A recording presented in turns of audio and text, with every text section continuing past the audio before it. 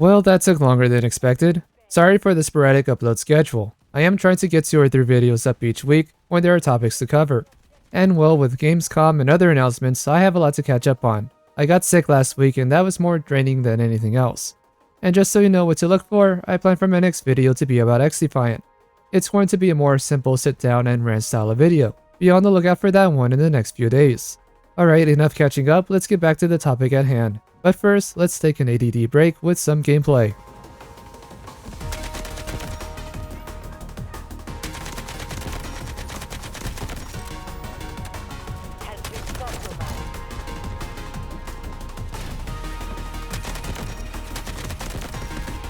With this alpha test Delta Force has been running, we've been seeing a lot of people online talking about how it was the Battlefield 2042 we wanted, or it's what it should have been. This was brought up to my attention from another channel I follow, Crash Games, as he said this on his podcast, The Scope. I hear people saying this is the Battlefield 2042 we deserved, and you need to stop that rhetoric right now. You need to stop it, okay? Get some help. 100%. Because what I think people are doing is comparing this to Battlefield 2042 and saying it's better to take a shot at DICE because people are tired of what DICE has done. But don't get it misconstrued that we don't want specialists in Battlefield and we need a server browser in Battlefield and some of these key things that are in this game that we still don't want in Battlefield. I just feel like everybody's like, this is the Battlefield 2042 we should have had. No, we should have never had 2042 at all in the first place, ever. Yeah. So stop. Okay. I also kind of fell into this trap as I retitled my video to follow that same narrative. I have since changed that title again. And while Delta Force does a lot right, there are still a few things we don't really know about the game. Such as, how are the other maps going to play out? Will there be actual indoor gameplay in the large maps, or will that only be available for the extraction modes? And a few other pressing matters that I mentioned in my previous video. Feel free to watch it to get a better understanding of what my concerns are with the game. With that, I'm not entirely against the narrative that Delta Force is the better Battlefield 2042, and allow me to explain why. When I first saw those headlines, I looked at it as a one-to-one, comparing what features 2042 was trying to create, but did not execute as well as Delta Force did. Currently, the specialists that Delta Force offers don't have as much impact on the game as they do in 2042. Delta Force also kept a role-based system, so Recon class characters cannot equip ammo bags. Everyone still had to play within their role. And when we look at the extraction mode, let's not forget that 2042 had their own version called Hazard Zone, which unfortunately did not have an inventory system or a base building system. It was simply drop in, find a few hard drives, and extract. It fell into the same trap as Call of Duty's DMZ mode by removing all the post-match features. While DMZ did a better job overall, as Hazard Zone was quickly abandoned by DICE, it was still held back for multiple reasons. And as we look at Delta Force's extract mode, we have weapon crafting, base building, and inventory systems similar to traditional extract games like Escape from Tarkov. Looking at these games from that perspective, if Battlefield 2042 had to release with specialists and an extract mode, Delta Force did it better. When I hear someone say this is the 2042 we deserved, that's the mind frame I think a lot of us are looking at it with. However, that's not what Battlefield should have done from the start. Well, it's a bit more complex than that. I had mentioned in a previous video that in an alternate reality, Battlefield should excel at providing it all the game modes that are trending at this time, with those being Battle Royale and Extract modes. A big factor of making these game modes is having large maps with interesting points of interest. With Battlefield's Frostbite engine, creating large-scale maps is something DICE has been doing for years.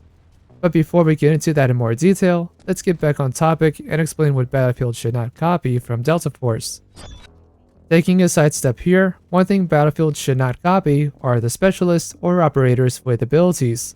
I know that's a big thing to do right now. Make characters that have a paper-thin backstory, a stereotypical personality, a few one-liners, and hope that players latch on to them. Even Delta Force falls into this trap. It's less annoying in Delta Force since characters are barely talking, and when they do, they're not joking around or saying senseless dialogue. Their more annoying quips are at the starting menus.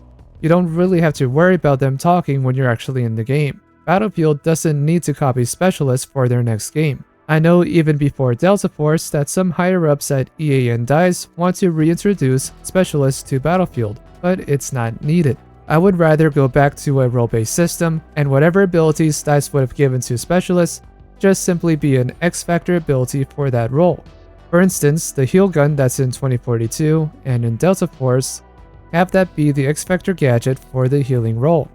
DICE may need to add a new role, like Delta Force did with the Assault class, which does not have healing abilities but focuses on movement-based abilities instead.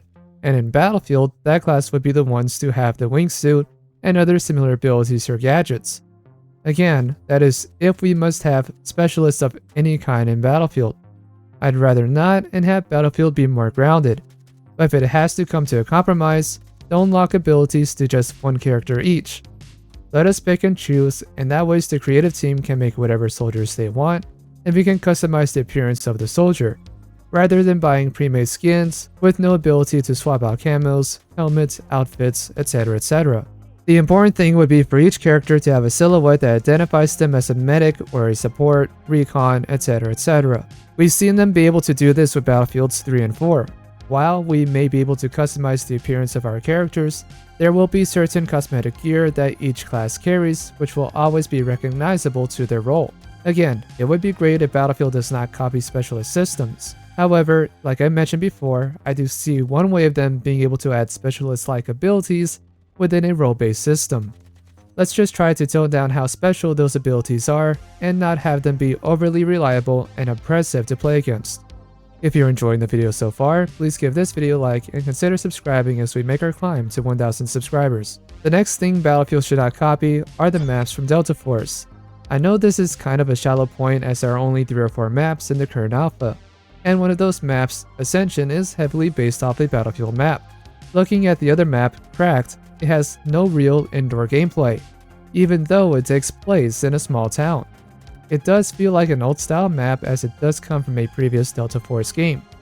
Even in 2013 or 2014, Battlefield could have easily made this map way more interesting with opening up a few of those buildings. 2042 did struggle with this as well in the early days by simply not having that many buildings in their launch maps, at least not that many in the more populated locations of the map. If anything, Battlefield should look at their previous collection of maps and use those as a blueprint for newer maps.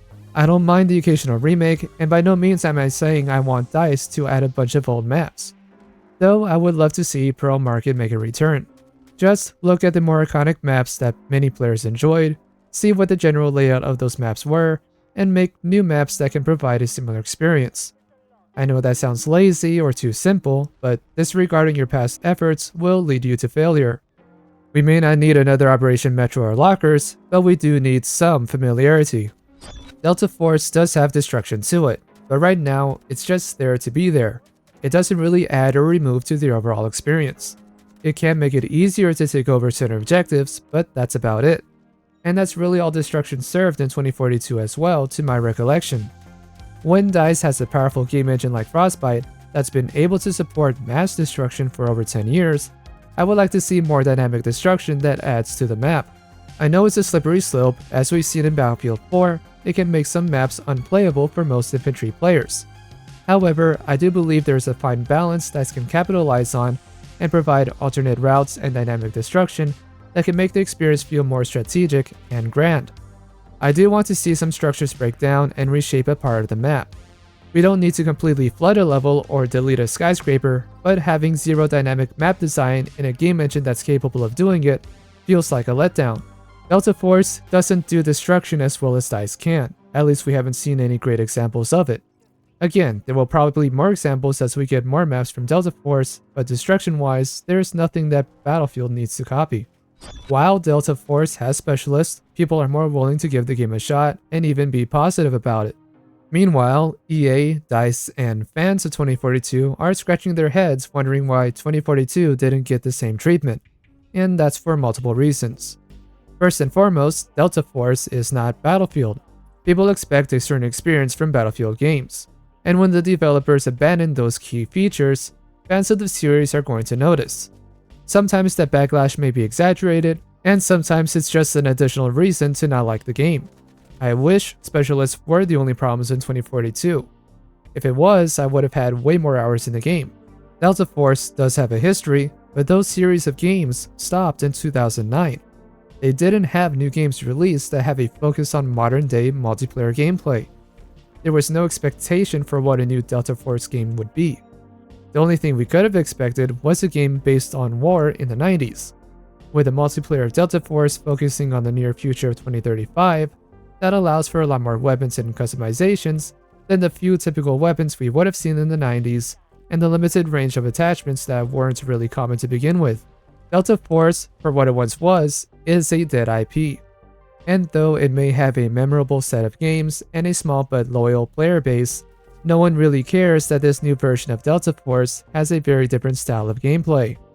Whereas with Battlefield, even changing the setting to cops and robbers like they did with Hardline was enough to create a backlash and have more players stick to Battlefield 4. 2042 not only added specialists but removed role-based systems. Previous games like Battlefield 5 and 1 had some contingencies to make the role-based gameplay work more seamlessly. By having a button on the back of support players, you could grab some ammo without having to wait for them to drop an ammo box. With 2042, you can carry ammo on your own. While it would be nice for people to play the game properly and have medics revive you when you are in a safe location, and support players take a second to drop ammo, it's just not how a lot of people play these games. Completely removing these roles, however, is also not a great answer to this. Again, DICE should focus on making role-based gameplay more seamless and easier to understand, rather than try and remove it entirely. It's still a core system of Battlefield, and removing it is going to do more harm than good. With Delta Force, there's no expectation. Them using role-based gameplay is just another reason why people point at it and say it's a better Battlefield.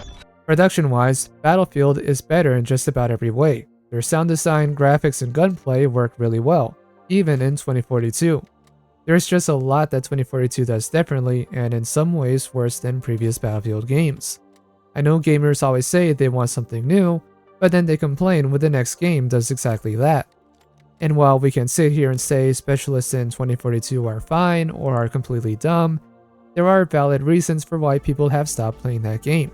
From the launch maps being barren and not fun for infantry gameplay, to having a bare bones mode like Hazard Zone be completely abandoned, and not really setting on a specific identity.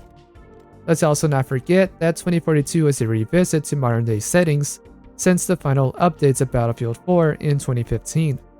Had DICE focused on a more standard Battlefield style of gameplay, kept the attachment changing system that 2042 has, put emphasis on creating large-scale maps with POIs that were built with infantry in mind, and added some dynamic destruction to go with it, it would have been a great game.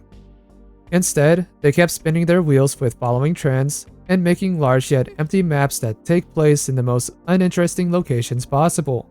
There are some good ideas in 2042, such as attachment swapping on the fly and the portal mode, allowing players to create their own game rules. However, the core elements of the game just cannot be ignored.